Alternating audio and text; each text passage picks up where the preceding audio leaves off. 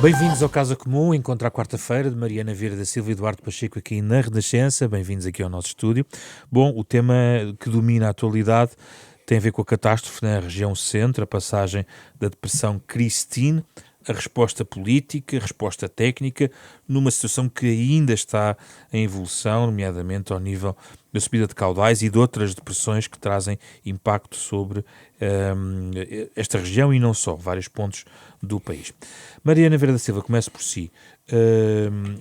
As análises têm sublinhado uma resposta tardia, difícil, ineficiente, os adjetivos vão mudando consoante o ponto de origem da crítica, e depois o Governo anunciou um conjunto de medidas, 14 medidas, tentando, no fundo, também ir para o terreno e está, dessa perspectiva, a tentar implementar estas medidas. Vamos, se calhar, separar pela resposta inicial. Podia o Governo ter respondido de outra maneira? É o Governo que está aqui na Berlinda, verdadeiramente? Ou é a Proteção Civil e a forma como, tecnicamente, digamos assim, houve uma resposta? Bom, eu queria dizer, em primeiro lugar, porque acho que se tem dito pouco, que quando nós falamos de ventos de perto de 200 km por hora, há destruição. E não há nada que se possa fazer do ponto de vista da prevenção imediata. Outra coisa diferente é como é que devemos olhar no tempo para as questões da prevenção, que pudesse impedir muita destruição. E eu não gosto de misturar as críticas que se fazem com a ideia de que, se não tivesse corrido mal, algumas coisas que eu acho que correram mal, não teria havido destruição. Este tipo de desastre, de eventos, causa destruição em qualquer país, por mais que sejam desenvolvidas as suas dimensões de resposta, a sua proteção civil, e eu não fico bem com a minha consciência, da mesma maneira que não é possível impedir que haja mortos durante uma pandemia, também não é possível esperar que ventos à roda de 200 km/h não causem danos, e eu acho que isto é preciso ser dito para nós também não termos uma exigência para com qualquer governo desmesurada face às suas capacidades. Dito isto, o que é que falhou? E é mais preocupante porque tem falhado em todas as crises. Falhou uma voz de comando.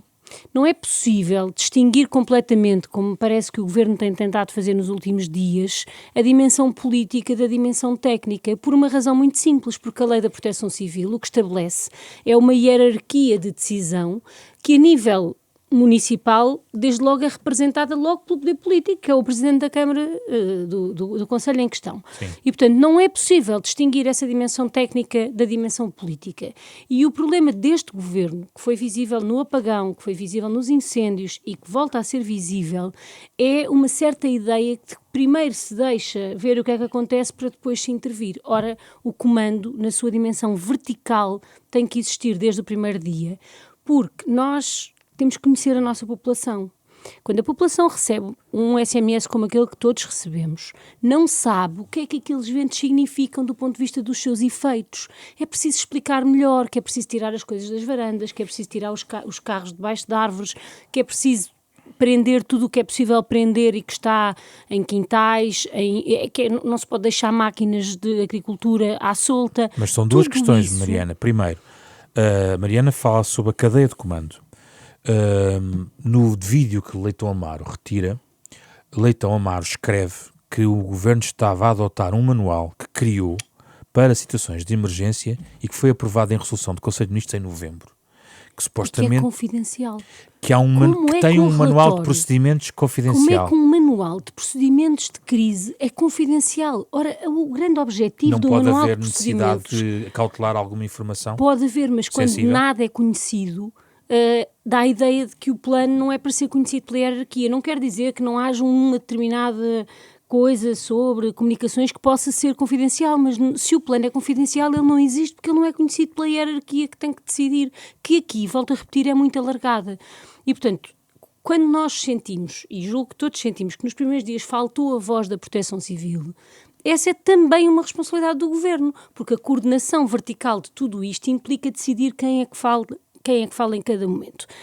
E depois, portanto, por falar em Leitão Amaro... o Governo e a Proteção Civil. Eu julgo que falhou nas duas dimensões? Pelo menos na dimensão comunicacional falhou a Proteção Civil. Eu julgo que na coordenação de terreno tenho ouvido muitas críticas, mas não tenho capacidade neste momento de dizer. Mas essa é uma responsabilidade política. Nós não podemos achar que decidir quem fala, quando fala, que avisos se fazem, quem é que se manda para as televisões? Um governo que é tão eficaz a mandar ministros para as televisões quando dá jeito, não é capaz de dizer que precisa de um espaço em todos os canais na véspera para explicar o que é preciso Mas no fazer. apagão, Leitão Amaro ligou-nos para a rádio quando estávamos aqui a ajudar os portugueses. E depois a seguir, durante várias horas, não ligou a ninguém até finalmente se poder dizer que estava tudo bem.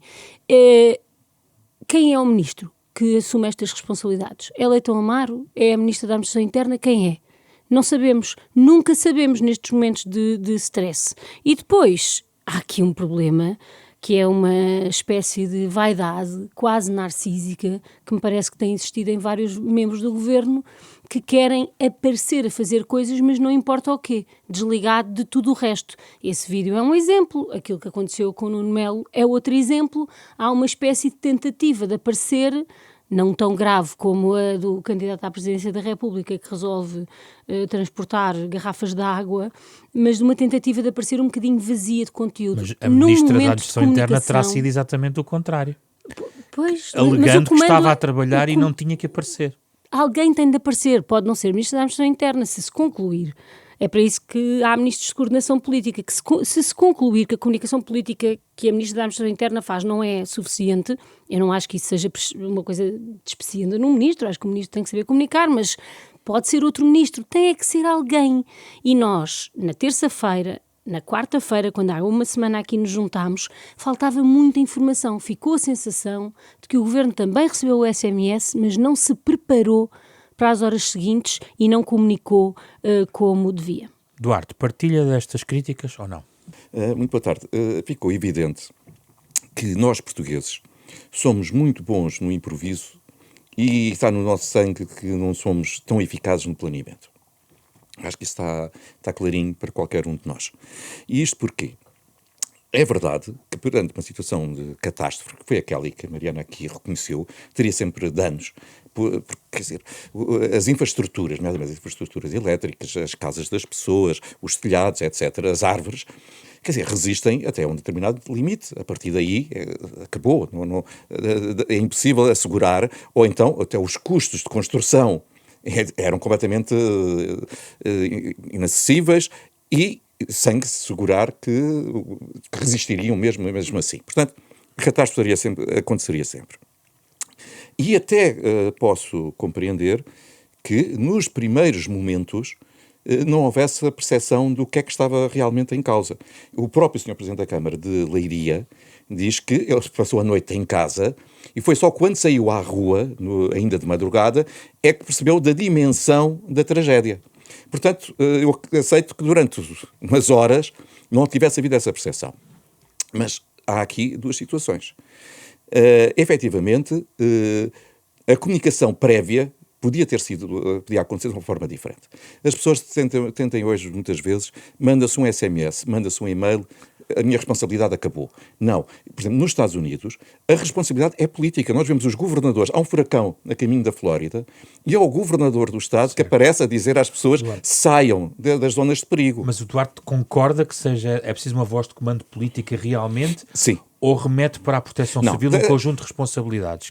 Pode haver algumas responsabilidades, mas, quer dizer, as competências delegam-se, não se delega a responsabilidade. A responsabilidade é do governo ou é dos autarcas nos seus concelhos.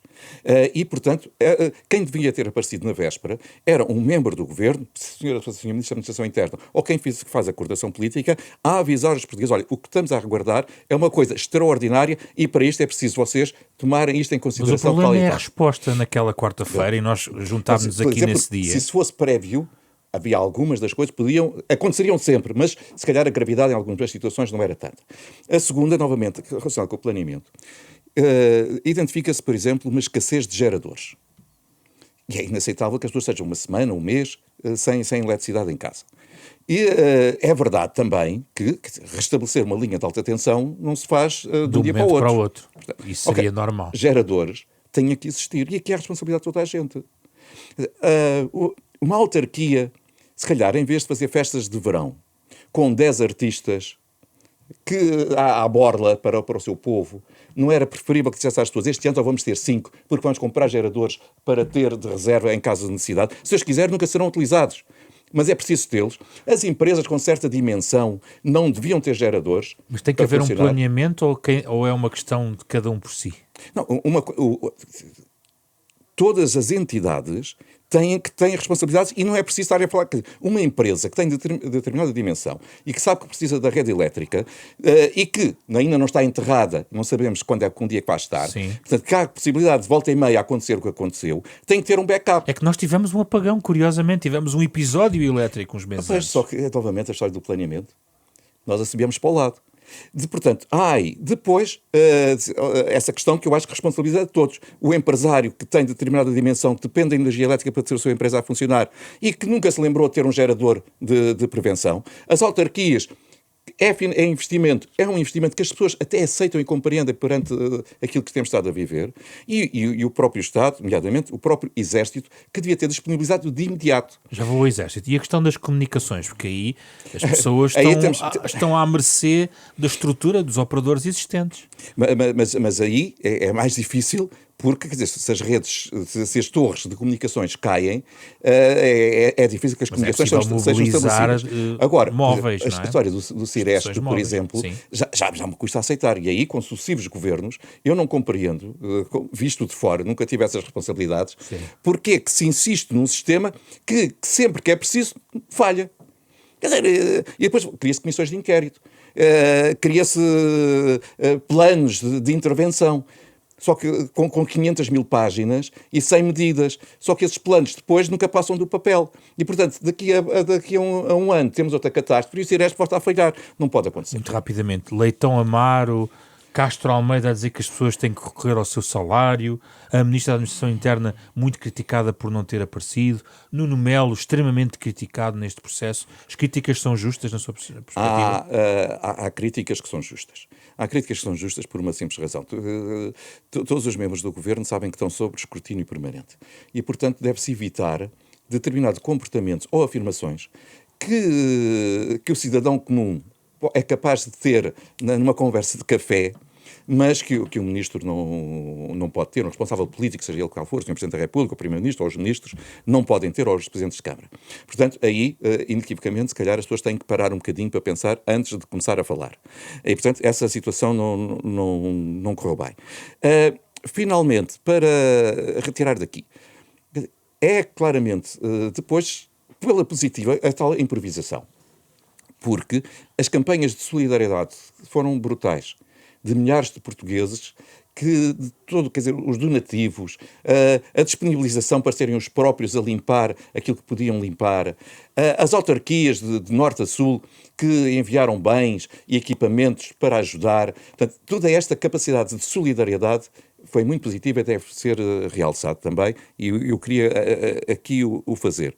Agora, acho que falta aqui uma comissão, dizia a senhora Ministra da Administração Interna que tínhamos aqui sobretudo um problema de logística, porque não basta ter um gerador, é preciso depois ter a forma de fazer chegar, é preciso ter combustível, etc.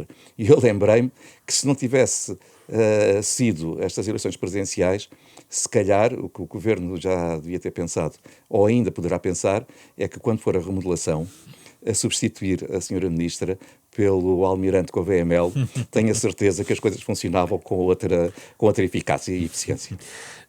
Segunda ronda. Mariana, no governo que fez parte, a questão do Ciresp também se colocou, a questão dos incêndios. Porquê é que os governos insistem no Ciresp? É uma boa pergunta que eu também tenho. O Ciresp tem evoluído bastante nas suas regras. A questão é que nós não podemos continuar presos aos debates do passado sobre o Ciresp, porque a verdade é que hoje existem soluções, nomeadamente satélite, muito mais fáceis de aceder do que no passado, e eu acho que o que é preciso é dar um passo em frente. Há determinados temas, e o Ciresp é um deles, que convoca sempre toda a gente para a discussão de o que é que se decidiu num governo há 20 e tal anos, e mas se devia ser uma... o sistema?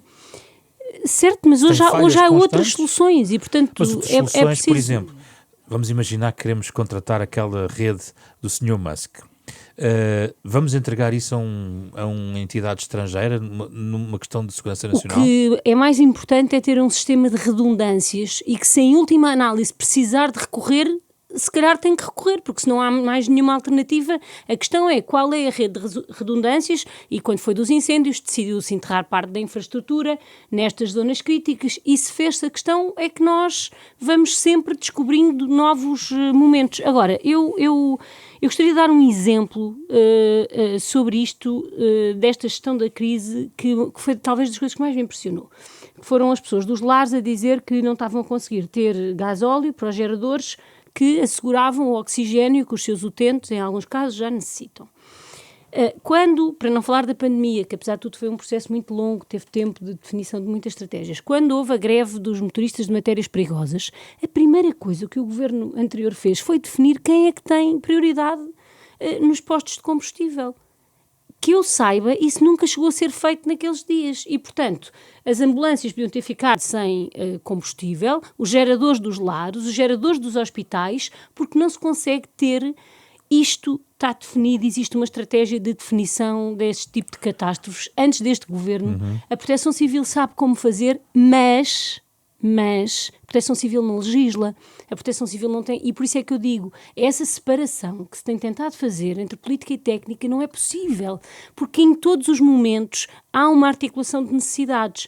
Nós precisamos sempre de passar não sei quantos dias de qualquer tragédia para ver uma pessoa da Proteção Civil na televisão, e portanto, menos teorização e mais capacidade de trabalho em rede parece-me fundamental. Só duas questões muito rápidas. Primeiro, é favorável a uma comissão de inquérito? É caso para haver uma comissão de inquérito? Eu diria que é mais útil olhar para a comissão de inquérito que já existe e, se for preciso, alterar um bocadinho o seu objeto para podermos abarcar também esta resposta do que uma, que aliás tinha que esperar que uma das duas que está em funcionamento neste momento terminasse.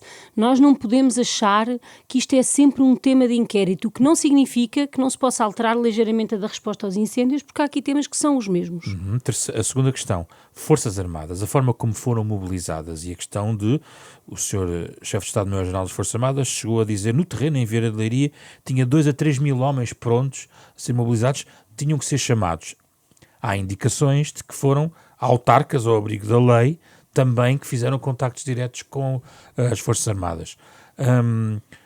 Não há algo a mudar também na forma como as Forças Armadas se A lei é muito clara, é a Proteção introduz? Civil que deve acionar esse recurso. Mas A há lei uma da Proteção cláusula Civil, de exceção em relação à certo, gravidade da situação. com certeza, mas se estávamos nesta situação, porquê é que a Proteção Civil não a acionou? E se sabemos de várias fontes que as Forças Armadas tinham preparado as suas equipas, porquê é que não se acionou? Essa é que é a pergunta que tem que se fazer. E é uma resposta técnica ou política?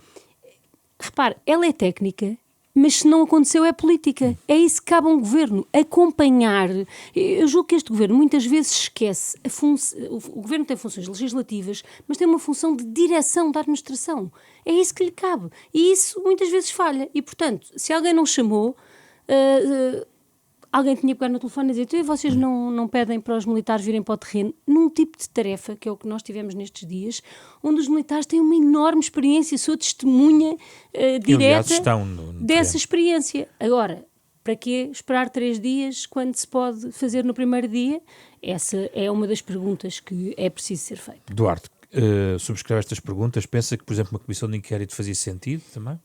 Eu estou um bocado cansado das comissões de inquérito porque normalmente elas depois transformam-se num debate político, governo versus oposição, mais do que ir à procura verdadeiramente de saber o que é que aconteceu. Para isso há comissões técnicas independentes, por exemplo.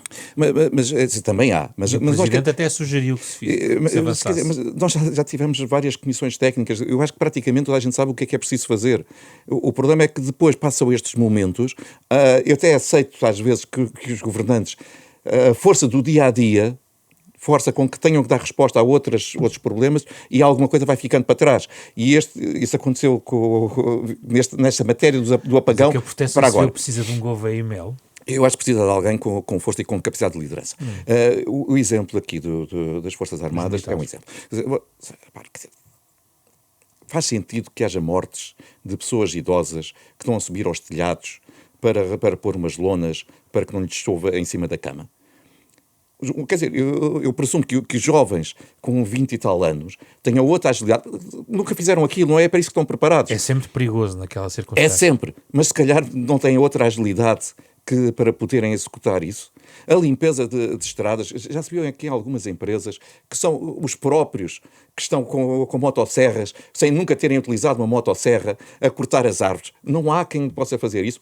Tem que seja. Às vezes eu tenho a sensação, muitas vezes, e isto tem sido repetidamente aqui nos últimos anos, que é uma questão, se calhar, de orgulho, não querer dar parte de fraco. Quer dizer, nós somos capazes, não precisamos de ajuda. Ou desespero por falta de ajuda, não? Não, então, dizer, isso por parte das pessoas, mas estou a falar de quem tinha a possibilidade e o dever de chamar. Vimos isso quando foram os fogos da Madeira. E o governo madeirense, só no último dia do limite, é que pediu a ajuda ao continente para apagar os fogos da Madeira. Viu-se isso ano passado nos fogos. Em vez de pedirmos ajuda à União Europeia, quando os fogos estavam, foi passado uma semana, quando eles já estavam em vias de extinção, que se fez esse pedido. Quando cá chegaram os Canadairs, já não foram precisos e voltaram para trás. Já estamos a esticar o nosso tempo, mas ainda eu gostava sobre as medidas que o Governo apresentou. Há alguma nota sobre as medidas? Não, eu queria só dizer que nós estamos há um ano a ouvir dizer que se quer reorganizar a proteção civil para sair das regiões e voltar para os distritos.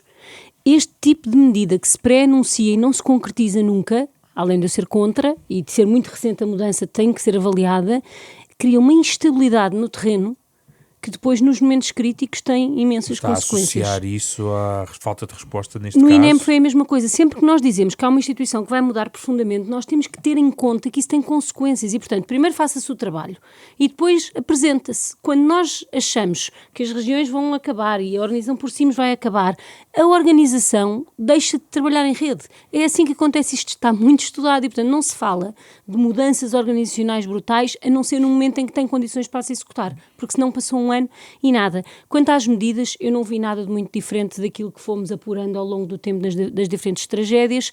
Já sabemos duas coisas, que o tempo que a ajuda demora a chegar é relevante, mas mais do que tudo, que depois a concretização ao longo do tempo, porque há aqui coisas que vão demorar muito tempo a serem reconstruídas, é um desafio. Voltaremos certamente a este assunto. Duarte, 2,5 mil milhões de euros de medidas. O que é que genericamente e muito brevemente pensa? Genericamente não tenho nenhuma crítica a fazer, Deus queira que elas venham e venham depressa. Tenho aí só uma questão, que é que elas sejam execuíveis no curto espaço de tempo. Ou seja, que se consiga retirar a burocracia e que rapidamente a ajuda chegue a quem dela necessita. Eu acho que isso é o mais importante que as pessoas querem do que ouvir falar em milhões e depois nunca chegam ao que me diz. A CAP diz que ajudas face à tempestade do ano passado foi prometido aos agricultores, passou um ano e as pessoas ainda não receberam nada. Quer dizer, isto é que não pode acontecer. Não é o programa que está errado, é depois muitas vezes a sua execução. E aí, pela positiva, eu recordo um ministro da Agricultura de um governo socialista que, quando no dia 23 de dezembro, de há uns anos atrás, não consigo dizer, mas mais de 10, foi a zona oeste atingida por um furacão. Rapidamente ele foi ao terreno e houve delegações do próprio Ministério da Agricultura presentes, que retirando toda a burocracia do sistema. Só tenho pena é que aquilo só dure naquele espaço de tempo, devia ser os 365 dias do ano. Mas foi um bom momento porque a ajuda chegou. Infelizmente, muitas vezes isso não acontece. Vamos continuar a nossa reflexão agora no tema europeu desta semana. Convocamos para esta edição a eurodeputada Catarina Martins, que se junta a nós de forma remota neste espaço. Bem-vinda, Catarina Martins, de novo a este espaço. Obrigado pela sua disponibilidade. Há uma dimensão europeia daquilo que temos vindo a falar aqui neste programa, na dimensão interna, que tem a ver com os mecanismos europeus de proteção civil, que podem ser ou não convocados. E ainda há outra questão que tem a ver com as ajudas ao nível do PRR, e muito se falando de alguma rigidez que Bruxelas pode sinalizar deste processo. Eu gostava de ouvir sobre estas duas dimensões. Muito obrigada, antes de mais, boa tarde, cumprimentar-vos e a quem nos está a acompanhar. Eu começava, se me permite, por um outro mecanismo que é também de solidariedade europeu muito importante nestes momentos, que é a capacidade de satélites e de copérnicos, que nos permite fazer melhor previsão do que vai acontecer do ponto de vista de fenómenos climatéricos, mas também nos permite, a seguir, perceber o que é que aconteceu no terreno. E às vezes fica a ideia de que o governo não usa este mecanismo permanente que é tão importante. Porque, repare, uma das pessoas que morreu a ir para o trabalho, numa zona onde nós já sabíamos de uma hora em que existiria tudo, condições que aconselhariam as pessoas a ficar em casa. E, portanto, se a previsão fosse feita e se o governo levasse a sério a previsão dos mecanismos que tem, podia, por exemplo, ter dito que não havia atividade económica naquele momento, a não ser, claro, as atividades essenciais que nunca podem parar, hospitais e outras. Depois também não se percebe como é que não utilizou a capacidade satélite da Europa para saber dos danos. Portugal passou longas horas sem perceber que o Conselho da Marinha Grande, por exemplo, estava todo arrasado. Entre outros, não é? E, portanto, eu já não compreendo como é que o Governo não percebeu que havia um Presidente da Câmara com quem ainda não tinha conseguido falar. Mas também não percebo como é que não se utilizou os mecanismos que a própria Europa tem, nomeadamente satélite, para perceber o que é que estava a acontecer no terreno e onde era preciso vir a correr, porque se não comunicavam que alguma coisa estava mal, e se os indicadores da Proteção Civil estavam zero ocorrências, não é porque houvesse zero ocorrências, é porque não havia comunicação nenhuma. Portanto, logo para perceber porque é que o sistema de satélites não é utilizado na União Europeia, para saber dos danos e para prevenir, é complicado. Depois, o mecanismo da proteção civil, que é um mecanismo que é muito mais forte hoje com o Rescue EU, que foi criado depois da pandemia, etc., tem, entre outras coisas, geradores. Se há coisa que continua a fazer falta em Portugal neste momento é a energia elétrica. Os geradores não substituem à rede, mas porque é que Portugal não pede essa ajuda, também tenho muita dificuldade em compreender. A Proteção Civil diz, não temos nenhum meio para pedir à União Europeia, não seria para pedir telhas. Pois, mas a União Europeia tem, por exemplo, geradores, entre outros. É um mecanismo robusto. As pessoas estão habituadas a ouvir falar deste mecanismo em Portugal no verão, sobre os incêndios. Exato. Mas não é um mecanismo só com helicópteros para apagar fogos. Tem muitas coisas. Tem, por exemplo, geradores. Já podiam estar a caminho. Aliás, nós já tivemos perguntas aqui, mais ou menos informais, de porque é que Portugal não está a ativar os meios. Depois há outros mecanismos que eu percebo que não tenham sentido neste momento para Portugal, vários, desde hospitais de campanha, etc. E a questão do PRR, Catarina Martins? A questão do PRR é uma questão de intransigência europeia em que o governo português não deve ficar calado, porque as regras na União Europeia, como nós sabemos, dos prazos valem até valer. E os governos que se organizam para defender os seus países fazem bem em fazê-lo. Nós não temos que aceitar que assim seja, devíamos continuar a insistir. Há depois outros mecanismos em que também é preciso pensar, por exemplo, formas como o FEDER, com participação nacional, existe ou não existe, ou há exceções por não ter que haver com participação nacional em determinados fundos, já foram utilizadas noutros momentos de catástrofe e, portanto, também isso se devia ver, e eu acho sim que há mecanismos europeus que devem ser revistos, nomeadamente nos seus limiares para serem ativados, mas acho que neste momento Portugal tem meios que não está a usar, solidariedade da União Europeia que devia usar, e tem margem de negociação sim para permitir, e deve reforçar e deve fazer os enfrentamentos necessários para defender o país e a economia do país, e não esquecer que estes distritos muito afetados são distritos em que para lá do socorro já que é preciso, e há populações que continuam neste momento isoladas. É preciso lembrar também que há económicos frágeis, há muitas pequenas empresas que dão boa parte do emprego desta região, tanto na indústria como na agricultura, que ficaram arrasadas e que se não houver uma resposta já, acionando todos os meios, nós podemos estar a entrar depois desta catástrofe num período, do ponto de vista do desemprego e de crise económica, muito, muito violento nestas regiões. Obrigado, Catarina Martins, pela sua participação neste espaço. Mariana Vieira da Silva, está aqui, digamos, explicado o conjunto de recursos, qual é a sua maior estranheza em relação à ativação e não ativação de recursos europeus? Bom, naquilo que concordo com o que disse agora a Catarina Martins, eu não compreendo. A administração pública portuguesa tem pessoas que sabem muito bem quais são as regras, quais são os benefícios, em que circunstâncias é que se pode acionar o mecanismo europeu de proteção civil. Ele já foi utilizado muitas vezes até para catástrofes, enfim, menos catastróficas, se é que se pode dizer assim, do que esta. E por isso preciso esgotar a capacidade instalada para convocar? Não, porque nós sabemos que vamos precisar de muito mais do que já utilizámos até agora, porque é isso que olhar para o planeamento de meios e, portanto, há características que precisam de ser cumpridas. Eu não conheço os dados em concreto, só quem está no governo conhece, mas não me parece, pela comparação com anteriores, que elas não tenham sido atingidas. E, acima de tudo, esse tipo de diálogo do não tem lonas nem tem telhas é completamente desnecessário e cria nos portugueses uma sensação de abandono por parte da Europa que não me parece justo quanto à definição que estes mecanismos têm. Só para sublinhar que foi o Presidente da Proteção Civil que o fez. Portanto, eu não compreendo esse tipo de linguagem. Podia dizer, nós ainda não atingimos todos os critérios, estamos a trabalhar para ter a certeza que já cumprimos os critérios, isso é tudo aceitável. Dizer que não há lonas nem telhas. Sobre o PRR eu tenho uma posição um pouco distinta daquela que a Catarina Martins aqui referiu por duas razões. Em primeiro lugar, porque falámos disso aqui, me parece que há vários meses houve uma abertura por parte das instituições europeias para reprogramações do PRR que os Estados é que optaram por não as seguir. Acho que fizeram mal, mas ela foi dada numa entrevista pelo Presidente do Conselho Europeu e, portanto, eu vi essa abertura com muita clareza naquela frase que na altura até aqui comentei, porque tinha sido mesmo numa quarta-feira, quando habitualmente nos juntamos, mas acima de tudo, porque neste momento a União Europeia e a Comissão já permitiram que o Governo reprogramasse o PRR. Porque o que é que está aqui em cima da mesa, e acabámos por nunca falar disto em detalhe, todo o dinheiro que não for utilizado até agosto de 2026 vai poder ser utilizado pelo Banco de Fomento, sem os mesmos calendários. Isto significa que todo aquele dinheiro, o que já se decidiu que vai para lá e o que ainda pode ir com uma reprogramação final, se o Governo entender, pode ser utilizado pelo Banco de Fomento. O Banco de Fomento é um banco de desenvolvimento, não é exclusivamente um banco de apoio às empresas. E, portanto, o Governo é que tem decidido que toda aquela verba só pode ser para um fim, que é o financiamento de empresas, que, aliás, pode ser absolutamente fundamental para esta região e neste caso. Mas há outras coisas que podem ser feitas e há outras medidas do PRR que vão ficar para trás e que, na minha perspectiva, e lendo com atenção os estatutos do Banco de Fomento, o Governo deixa para trás porque quer. Porque, objetivamente, a margem de reprogramação do PRR foi dada. Tem esta especificidade, é através de um instrumento financeiro que é o Banco de Fomento, mas ela foi dada.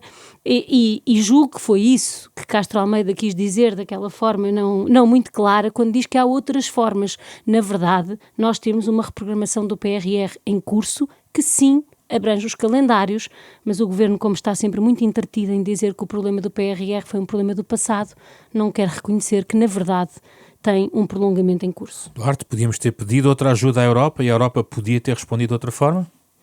Primeiro, a Europa responde se for pedida ajuda. Portanto, eu acho que neste caso não podemos estar a imputar a responsabilidade às instituições europeias. E já o fiz aqui referência que, repetidamente, em várias catástrofes, o Estado português hesita, adia quando pode e às vezes só sob pressão é que pede essa ajuda e depois já é tarde demais. É tarde demais na perspectiva que já o problema está em via de resolução com o sofrimento pelas pessoas que podia ter sido atenuado se essa ajuda chegasse mais cedo. Portanto, isso aí já não sei como é que se dá a volta a isso. Em relação ao adiamento do PRR, eu penso que, de facto, as regras são para cumprir e aí dificilmente se consegue um prolongamento. Agora, a reprogramação é que é inevitável. Já estava em curso... Mas não há uma inflexibilidade de Bruxelas, na sua perspectiva? Se vamos começar a ser flexíveis, porque cada desgraça que acontece num sítio deixa de haver regras. O António José Seguro nas suas intervenções, falou um pouco sobre isto. Sim, mas deixava de haver regras, sinceramente, porque eu acho que há regras que têm que ser respeitadas. Nós estamos a 27 e depois já há sempre olhar porque é que este beneficiou e eu não beneficio. Eu também tenho problemas burocráticos. Eu não tive um problema de um furacão, mas tive um problema de uma seca. Eu não tive um problema de uma seca, mas tivemos eleições consecutivas e o governo não teve em funções o tempo suficiente, etc. Portanto, há muitas realidades. Todas elas podiam ser invocadas e nunca mais se cumpria. Agora, a reprogramação sim, e o Governo já tinha em curso, porque efetivamente houve atrasos na execução do PRR e obrigou a revisão, e essa revisão vai ter que ocorrer mais cedo ou mais tarde. Não só por alguns dos investimentos que estavam previstos para esta região e que não vão ser possíveis de fazer, quer porque mesmo que outros, quer dizer, quando o Governo reúne com as empresas e lhes pede para se concentrarem os seus meios nesta, significa que há coisas em outras regiões do país que vão ser atrasadas, porque os meios, nomeadamente os meios humanos, são os mesmos. E ao serem atrasadas, significa que também dificilmente já vão conseguir cumprir estes prazos. Portanto, a reprogramação vai ter que acontecer e a utilização do Banco de Fomento, inequivocamente, pode ser a saída. Fica prometido que em breve voltamos a este tema com mais tempo para o desenvolver. Regressamos na próxima quarta-feira. Euronet Plus.